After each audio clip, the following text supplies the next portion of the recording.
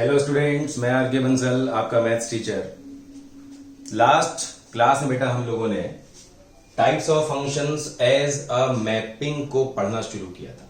हम लोगों ने उस क्लास में वन वन फंक्शन और मैनी वन फंक्शन को बहुत प्रॉपर तरीके से डिस्कस कर लिया था। आज हम लोग उसी को आगे कंटिन्यू करेंगे।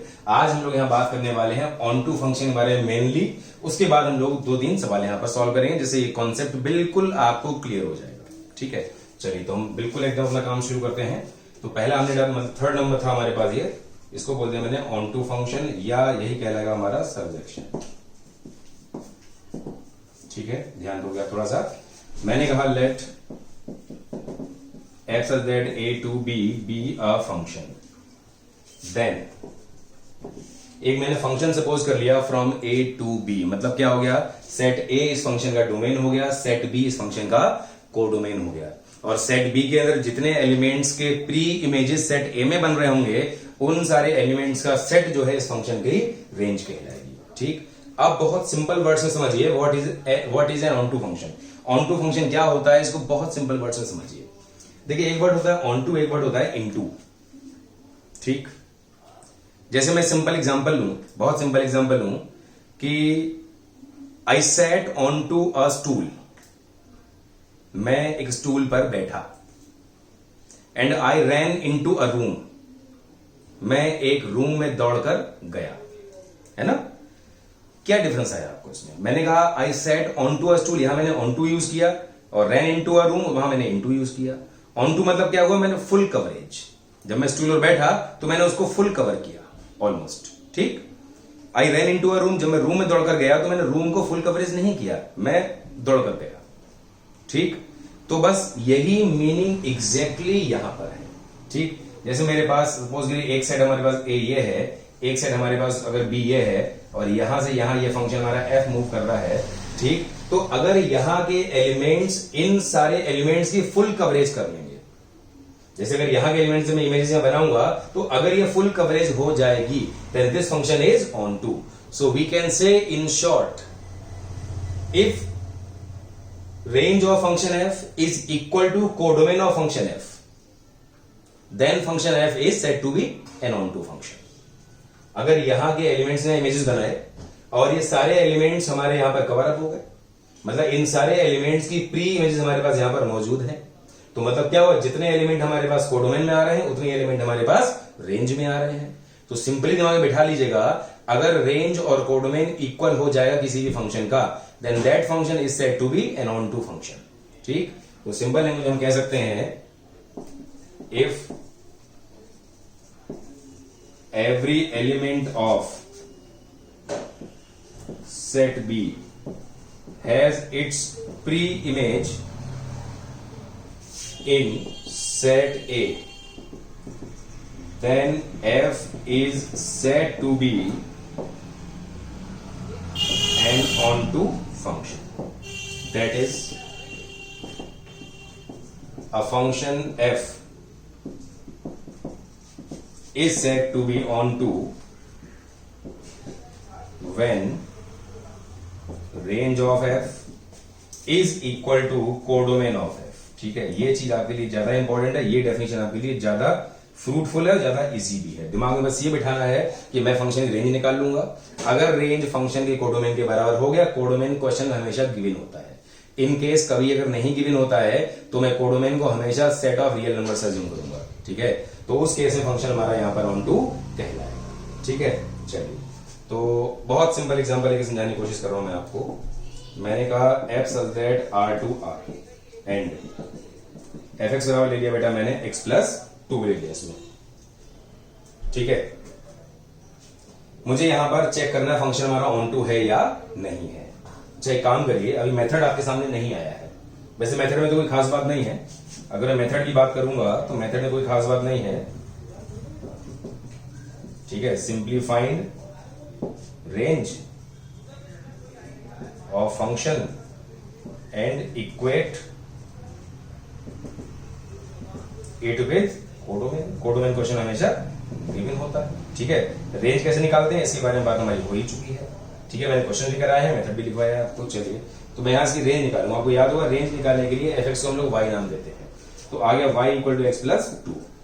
तो यहां से x की वैल्यू आ गई मेरे पास y माइनस टू। क्या करना होता है, x को y के टर्म्स में लाना होता है। अब जो मेरे पास y का फंक्शन आया है, ठीक है, मैं इस फंक्शन का डोमेन निकालूंगा जो हमारे रिक्वायर्ड फंक्शन की रेंज होगी। तो y माइनस टू का आप जब निकालोगे यहां पर डोमेन, तो y बिलोंग्स टू क्या हो जाएगा, रियल नंबर्स हो जाएगा। तो आप देख रहे हो उस फंक्शन की जो रेंज है रियल नंबर आ चुकी है, और कोडोमेन पहले से ही हमारे पास रियल नंबर था। इसका मतलब क्या हो गया, range of f is equal to codomain of f। So we can say f is onto. ठीक है, एक और एग्जांपल लूं मैं, अगर यहां पे मैं कहूं f such that integers to integers and fx बराबर x प्लस टू, तरीका बिल्कुल वही रहेगा। y equal to X plus two, X निकाल लिया मैंने, कितना आ गया, y माइनस टू। ठीक है, तो अब हमें यहां पर चेक करना है कि y माइनस टू की हम जब बात करेंगे, क्या इसके अंदर सारे इंटीजर्स आ रहे होंगे, बताइए। इनफैक्ट ज्यादा अच्छा ये है कि हम इसमें जो है natural number to natural number की बात करें, सपोज करिए। ठीक है, अब आप ये बताइए मुझे y माइनस टू, यहां पर क्या आ रहा है, y की सारी रियल नंबर वैल्यू मैं लगा सकता हूं, लेकिन सोचने वाली बात यह है कि जब मैं इस फंक्शन का यहां पर करूं, आप इसको माइनस, अभी आपको बात बिल्कुल क्लियर हो जाएगी। ठीक है, तो ये हो गया माइनस, ये हो गया हमारे पास y प्लस टू, ये आ गया हमारे पास natural number to natural number. तो आप देख रहे हो कि इसमें जब मैं नेचुरल नंबर कम से कम 1 प्लेस करूंगा तो मुझे y की वैल्यू क्या मिल जाएगी, -1 मिल जाएगी। बोलिए, अगर मैं इसमें सपोज करिए x को मैं 1 लगा रहा हूं, y मुझे क्या मिल जाएगा, -1, और -1 हमारा नेचुरल नंबर होता नहीं है, तो मतलब वो कोडोमेन में आ नहीं पाएगा। तो यहां से क्या हो गया, range of f is not equal to codomain of f। तो यहां से फंक्शन हमारा ऑन टू नहीं होगा। तो कुल मिला के आपने यहां पे चेक कर लिया फंक्शन हमारा ऑन टू चेक कैसे करना होता है। बाकी बात रही हमारे पास इनटू फंक्शन की, बिल्कुल क्लियर है पीछे की तरह। फंक्शन जब ऑन टू नहीं होगा तो इनटू होगा। ठीक है, तो आप देख लोगे a function which is not onto is said to be into, कोई अलग डेफिनेशन इसकी है ही नहीं।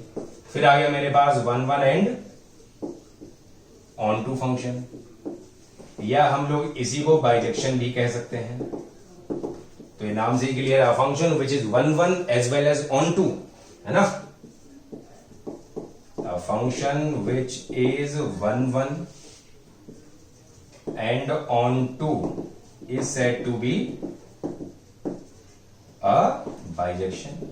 ये हमारा यहां पर बाइजेक्शन हो गया। तो ये हमने टाइप्स ऑफ फंक्शंस की बात कर ली आपसे on the basis of mapping. ठीक है, अब हमारे पास कुछ क्वेश्चंस यहां पर नोटेड हैं, मैं उनकी बात यहां पे करना शुरू करता हूं, ध्यान दीजिएगा। पहला क्वेश्चन यहां पर है मेरे पास, फंक्शन दिया गया है r-2 टू r-1 और इसकी वैल्यू है fx बराबर x minus 1 upon x minus 2, और हमको शो करना है function is a bijection. Function अगर बाइजेक्शन में शो करना है that means it should be 1 1 as well as onto. तो मैं 1 1 शो करूंगा और ऑन टू शो करूंगा, दोनों बातें शो हो जाएंगी, मैं कह दूंगा फंक्शन इज अ बाइजेक्शन। ठीक है, तो यहां बात कर लो आप, हमारे पास फंक्शन है r-2 to r-1 and fx हमको दिया हुआ है x माइनस 1 अपॉन कितना x माइनस 2। मैं यहां शुरू कर रहा हूं अपना 1 1 करने से। ठीक, क्या कहा था मैंने आपसे, आपको fx1 बराबर इसमें क्या लगाना है, fx2 लगाना है। तो ये हो जाएगा बेटा x1 minus 1 upon x1 minus 2, x2 minus 1 upon x2 minus 2। अब यहां से हम इसको क्रॉस मल्टीप्लाई करके चेक कर लेते हैं। x1 x2 माइनस का 2x1 माइनस x2 और प्लस 2, ये हो गया x1 x2 और माइनस का x1 और माइनस का 2x2 और प्लस कितना 2, 2 से 2 कैंसिल हो गया, x1 x2 से x1 x2 कैंसिल हो गया। ठीक है, 2x2 को इधर ले आइए और 2x1 को उधर ले जाइए, तो यहां से मुझे x1 इक्वल टू x2 मिल चुका है। ठीक है, तो आप कह दोगे यहां पर f इज 1 1। चलिए, एक बात तो हमारी यहां पर फुलफिल हो गई। अब हम चेक करें क्या फंक्शन हमारा ऑन टू भी है। तो क्या किया मैंने यहां पर, ये हमने बात शुरू कर ली ऑन टू के बारे में। ऑन टू में क्या करना पड़ेगा, मुझे इसकी रेंज निकालनी पड़ेगी। मैंने इसको y नाम दे दिया, अब मैं क्या करूंगा, यहां से x की वैल्यू को y के टर्म्स में लेकर आऊंगा। ठीक, तो मैंने इसको क्रॉस मल्टीप्लाई कर लिया, X Y minus 2y is equal to कितना हो जाएगा, x माइनस 1। मुझे x निकालना है तो x वाले सारे एक तरफ कर लीजिए। तो बेटा यहां से x की वैल्यू जो आ गई मेरे पास वो आ गई 2y प्लस 1 अपॉन कितना आ गई, y माइनस 1। ठीक, अब मुझे y वाले पार्ट का डोमेन निकालना पड़ेगा, जो बिल्कुल साफ साफ दिखाई दे रहा है कि y minus 1 should not be equal to 0। तो मतलब यहां से ये भी क्लियर हमको हो गया कि भाई y की वैल्यू 1 नहीं होनी चाहिए। तो यहां से हमको मालूम चल गया y belongs to all the real numbers except 1। ठीक, और अगर आप ध्यान दोगे तो इस फंक्शन का हमारे पास कोडोमेन भी r माइनस 1 ही था, वही हमारे पास रेंज भी आ चुकी है। So we can say f is on 2. So we can also say f is a bijection. ठीक है, फंक्शन हमारा 1 1 भी हो गया, फंक्शन हमारा on 2 भी हो गया, तो इसको बाइजेक्शन तो फिर होना ही है। ठीक है, चलिए आगे बढ़ेंगे थोड़ा सा हम लोग इसमें।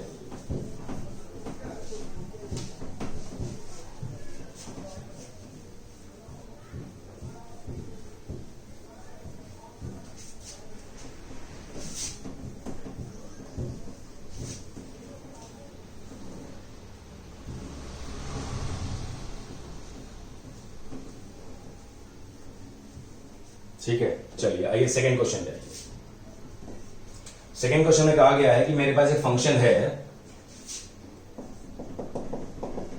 f z 0 to pi by 2 to r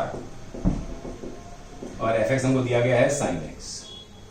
ठीक, उसके अलावा एक और फंक्शन है मेरे पास g z 0 to pi by 2 to r और हमको यहां पर gx दिया गया है कितना, cos x।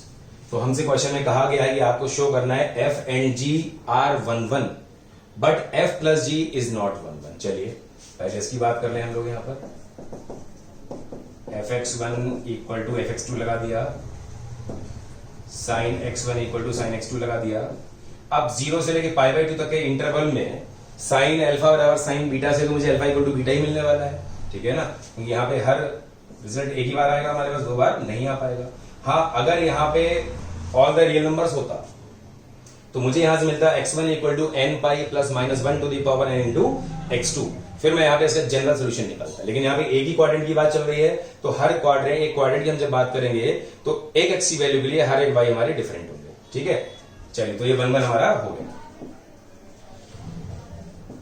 यहां पर आइए, gx1 इक्वल टू कितना हो गया, gx2। तो ये आ गया हमारे पास cos x1 बराबर कितना आ गया, cos x2। तो ये आ गया हमारे पास x1 इक्वल टू x2। बात यहां भी वही चीज है हमारे पास कि इंटरवल हमारे पास केवल फर्स्ट क्वाड्रेंट का है, तो यहां भी हमारे पास 1 1 ये हो जाएगा। ठीक, चलिए अब हम बात कर लें f प्लस g के बारे में, है ना। तो f प्लस g की वैल्यू बेटा यहां पर होने वाली है sin x plus cos x। और हमसे कहा गया है कि ये 1 1 नहीं होना चाहिए, ये हमें शो करना है। आपको याद होगा मैंने कहा था जब भी हमको this is not true prove करना हो तो हमेशा आप क्या करोगे, न्यूमेरिकल एग्जांपल्स ले लिया करोगे, और जहां ट्रू प्रूव करना हो वहां न्यूमेरिकल एग्जांपल्स हम लोग कभी भी नहीं लेते हैं। ठीक है, अब यहां बिल्कुल क्लियर हमको दिखाई दे रहा है कि अगर मैं इसमें लगाऊं पहले पाई बाई 6, साइन पाई बाई 6 कितना हो जाएगा, 1/2, कॉस पाई बाई 6 कितना हो जाएगा, √3/2। अब मैं लगाऊं इसमें पाई बाई 3, है ना, तो साइन पाई बाई 3 कितना हो जाएगा, √3/2 और कॉस पाई बाई 3 कितना हो जाएगा, 1/2। आप देख रहे हो कि यहां पे f plus G of pi by 6 equal to f plus G of pi by 3 आपस में बराबर हो गए। मतलब दो x की वैल्यू के लिए y सेम हो गए, और मतलब ये क्या हुआ, ये 2 to 1 हो गया, मतलब 2 to 1 हो गया, मतलब इस तरह की कंडीशन हो गई हमारे पास। ठीक, और ये फंक्शन हमारा 1 1 होगा नहीं, ये मैनी 1 हो गया हमारा। ठीक है, तो आप कह दोगे यहां पे f plus G is not 1 1। ठीक, तो ये बात हमारी यहां पर types of function as a mapping जो है वो कंप्लीट हो गई। इसको आप कर लेंगे।